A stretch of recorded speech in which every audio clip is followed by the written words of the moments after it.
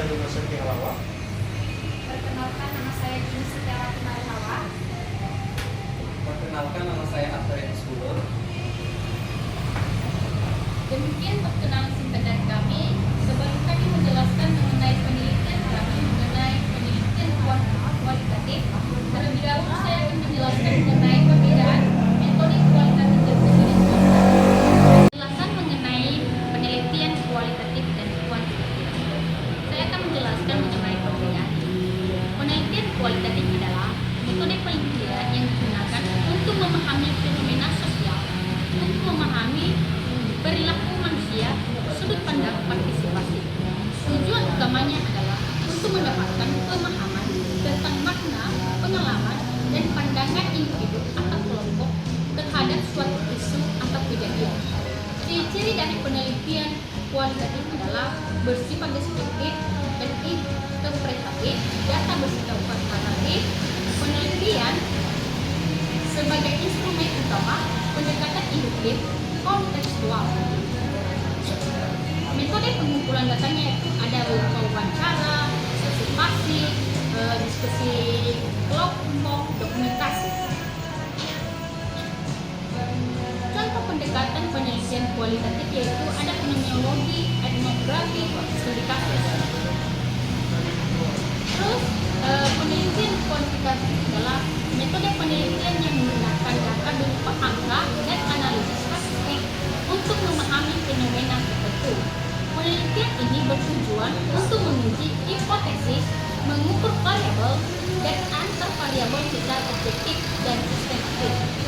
Ciri penelitian kuantitatif adalah objektif dan sistematis, data berupa angka, menggunakan instrumen seperti kuesioner, tes, dan pengukuran, analisis data menggunakan statistik.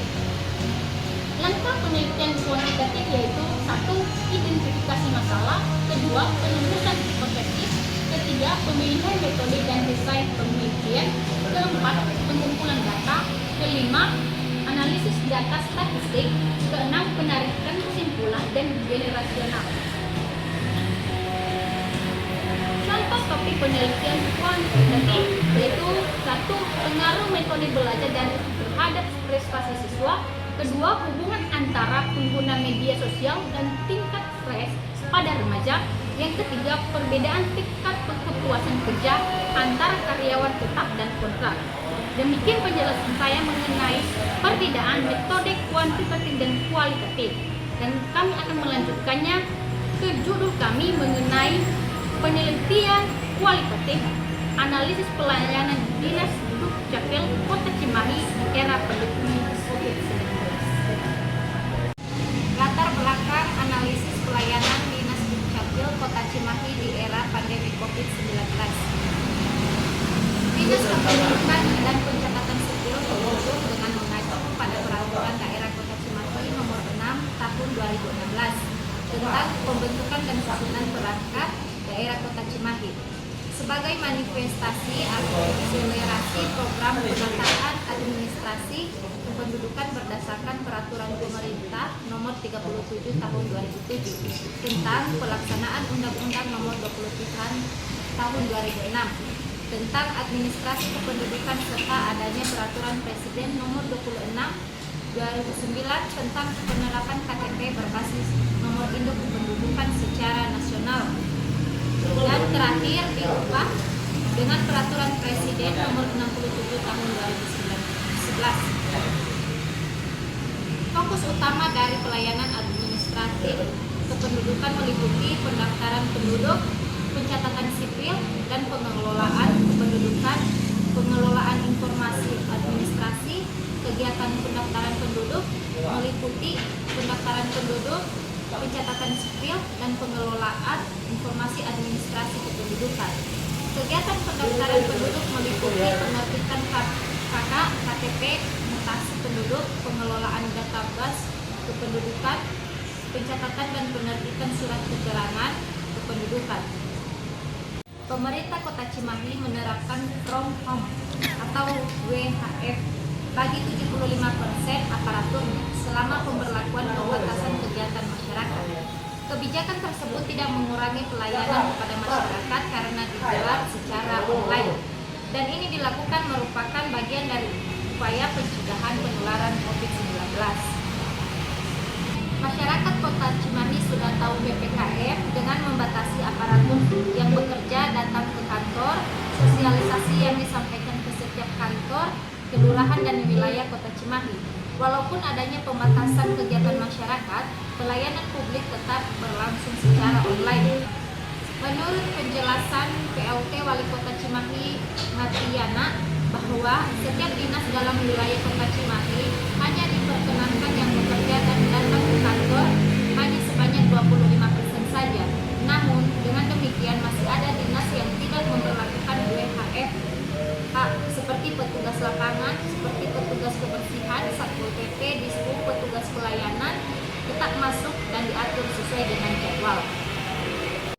Berdasarkan penilaian Ombudsman Perwakilan Jawa Barat, capaian kinerja pelayanan publik di Kota Cimahi berada di posisi 53,55. Hasil penilaian di tahun 2018 itu membuat Kota Cimahi masuk zona kuning. Begitupun dengan hasil evaluasi Kemenpan RB atas kinerja pelayanan publik pada 3 unit penyelenggara pelayanan sebagai titik sampel. Pada tahun 2018, nilai yang dicapai Dinas Penanaman Modal dan Perizinan Terpadu satu pintu adalah B dengan skor 3,50. Dinas Kependudukan dan Catatan Sipil atau Disduk Capil dan Rumah Sakit Umum Daerah SUD Cibapat tahun 2017 sampai 2018 meraih nilai C dengan skor 2,59, serta RSUD Cibapat meraih nilai B dengan skor 5,60. Diakuinya sebelum optimalnya pelayanan di lingkungan Pemkot Cimahi yang kurang optimal dalam memberikan pelayanan.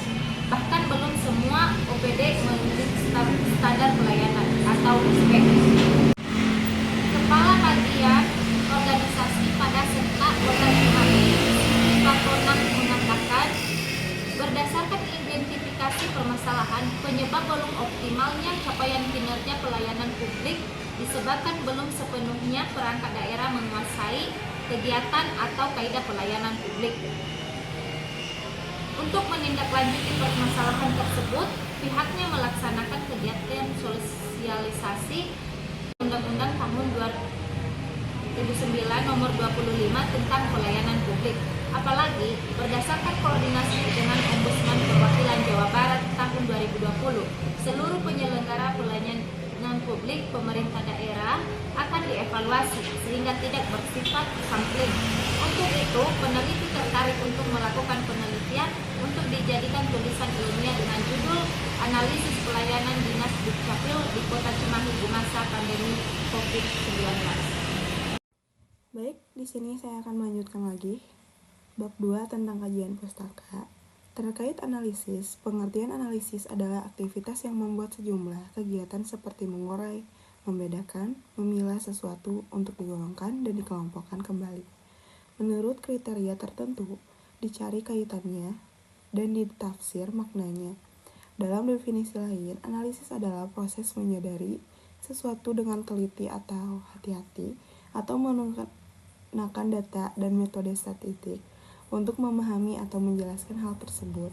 Definisi ini merupakan rumusan tentang analisis.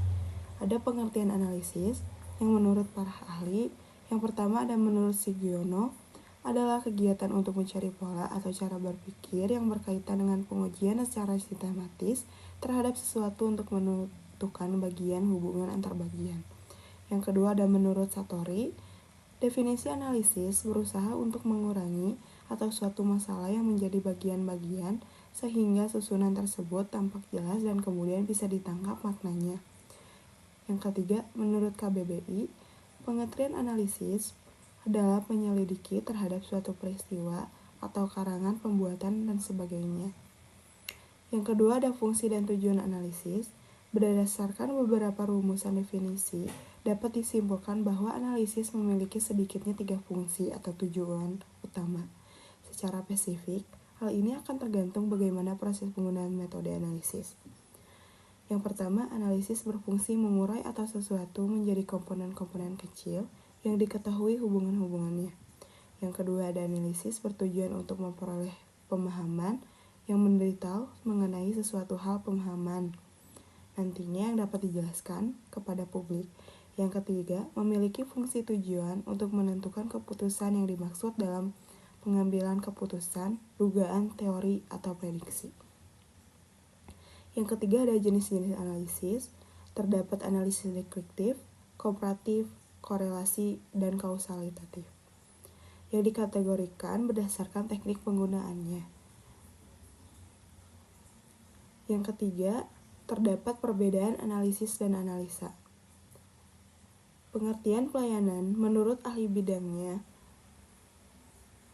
kebutuhan yang didapatkan dari aktivitas orang, pemenuhan kebutuhan keinginan masyarakat, pelayanan yang berkaitan dengan ketepatan dan penyampaian dan mengimbangi keinginan pelanggan. Memberikan pengertian atas kata pelayanan yang sebagai penyampaian secara cerdas dan harapan konsumen. Menurut Coulter, setiap kegiatan dan juga tindakan yang ditawarkan oleh pihak yang satu kepada pihak yang lainnya didasarkan pada hal yang tidak terwujud sehingga tidak mengakibatkan bentuk kepemilikan apapun. Semua proses produksi dapat dihubungkan atau produk fisik dari penjelasan atau pengertian pelayanan yang bisa diartikan sebagai perilaku produsen untuk memenuhi kebutuhan konsumen dan tercapainya kepuasan. Pengertian pelayanan semata-mata adalah tindakan yang dilakukan orang lain untuk memenuhi kebutuhan orang lain pada perkembangannya, pelayanannya yang dijadikan parameter dalam proses produksi. Penyediaan jasa dengan pelanggannya, pelayanan memang sangat dibutuhkan oleh manusia, baik pelayanan fisik untuk pribadi maupun pelayanan untuk massa atau negara. Terima kasih. Baik, kami akan melanjutkan pembahasan terkait dengan pandemi COVID-19. Pandemi COVID-19 adalah peristiwa penyebaran penyakit coronavirus 2019, disingkat dengan COVID-19, di seluruh dunia untuk semua negara. Penyakit ini disebabkan oleh coronavirus, jenis baru yang diberi nama SARS-CoV-2 atau wabah COVID-19. Pertama kali dideteksi di kota Wuhan, Provinsi Hubei, Tiongkok pada tanggal 11 Desember 2019 dan ditetapkan sebagai pandemi oleh Organisasi Kesehatan Dunia atau WHO pada tanggal 11 Maret 2020 hingga 14 November 2020. Lebih dari 34.394.214 orang kasus telah dilaporkan lebih dari 2.900 negara dan wilayah seluruh dunia mengakibatkan orang meninggal. Virus SARS-CoV-2 diduga menyebabkan di antara orang-orang terutama melalui percikan pernapasan atau droplet yang dihasilkan selama batuk. Percikan ini juga dapat dihasilkan dari bersin dan pernapasan normal. Selain itu, virus dapat menyebar akibat penyentuh permukaan benda yang terkontaminasi dan kemudian menyentuh wajah seseorang. Penyakit COVID-19 paling menular saat orang yang menderita memiliki gejala, meskipun penyebaran mungkin saja terjadi sebelum gejala muncul. Periode waktu antara paparan virus dan munculnya gejala biasanya sekitar 5 hari, tetapi dapat berkisar dari 2 hingga 14 hari. Upaya untuk mencegah penyebab virus corona termasuk pembatasan perjalanan, karantina, pemberlakukan jam malam atau penundaan dan pembatasan acara, serta menutup fasilitas. Upaya ini termasuk karantina Hubei, karantina nasional di Italia dan di tempat lain Eropa, serta pemberlakukan jam malam di Tiongkok dan Korea Selatan. Berbagai penutupan, pembatasan negara atau pembatasan penumpang yang masuk, penapisan di bandara dan stasiun kereta, serta formasi perjalanan pengguna daerah dengan transisi lokal. Sekolah dan universitas telah ditutup baik secara nasional ataupun lokal di lebih dari 124 negara dan memengaruhi lebih dari 1,2 M siswa. Pandemi ini telah menyebabkan gangguan sosioekonomi global, penundaan atau pembatasan acara olahraga dan budaya, dan kekhawatiran luas tentang kekurangan persediaan. Bara yang mendorong pembelian panik, misinformasi, dan teori konspirasi tentang virus telah menyebar secara daring. Setelah terjadi insiden xenofobia dan rasisme terhadap orang Tiongkok dan orang-orang Asia Timur atau Asia Tenggara lainnya. Baik, saya akan melanjutkan presentasi tentang metode penelitian. Kegiatan penelitian merupakan salah satu cara ilmiah digunakan mendapatkan data untuk suatu tujuan dan manfaat tertentu yang dilakukan secara sistematis dan waktu yang lama dengan metode ilmiah serta aturan-aturan yang berlaku pada metode-metode tentunya selalu terkait dengan teknik pengumpulan data yang bersifat akurat dan valid untuk digunakan sebagai sumber acuan. Metode ini pada suatu penelitian sangatlah penting. Kegunaannya mempermudah penelitian dalam melakukan tujuan dan pelaksanaan penelitian. Adapun beberapa ahli berpendapat tentang penelitian suatu usaha untuk menemukan pengembangan, pengujian, kebenaran dan mencari kembali suatu pengetahuan dengan menggunakan metode ilmiah. Menurut Sugiono dalam Mulyadi 2014, penelitian memiliki beberapa ciri, yaitu rasional, yang berarti kegiatan penelitian dilakukan dengan cara yang masuk akal sehingga terjangkau. Penalaran manusia empiris yang memiliki arti bahwa kegiatan penelitian sehingga terjangkau penalaran manusia yang digunakan dalam meneliti itu teramati oleh indera manusia sehingga orang lain dapat mengamati dan mengetahui cara-cara untuk yang digunakan dan sistematis memiliki arti mengikuti prosedur atau langkah-langkah tertentu yang bersifat logis.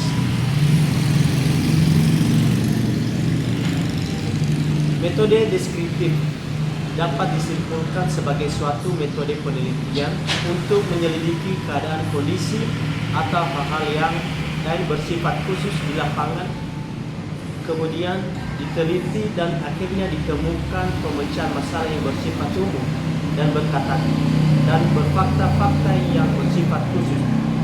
1. Sumber data. Sumber data yang dianalisis dalam penelitian ini meliputi data primer dan data sekunder. Yang pertama, data primer. Data primer dalam penelitian ini adalah yang diperoleh langsung dari lapangan.